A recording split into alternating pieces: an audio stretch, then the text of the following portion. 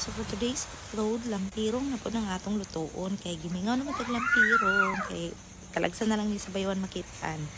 So mo na siya, gibutangan na siya sa kalaha. Walay tubig. Then gibutangan siya og asin.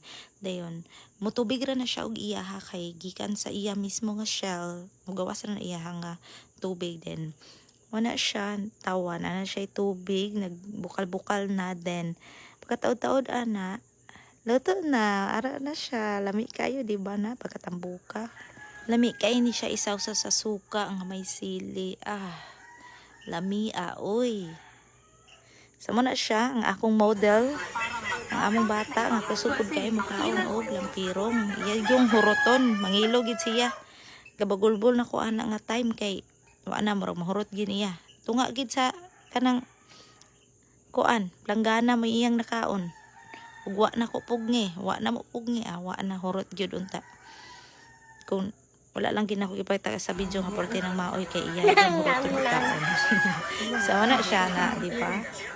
Basta siya nakaingon siyang alami na share po ni Gabri.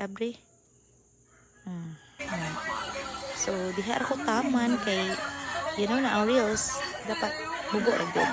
So bye bye. Padapli na, padapli na naunod.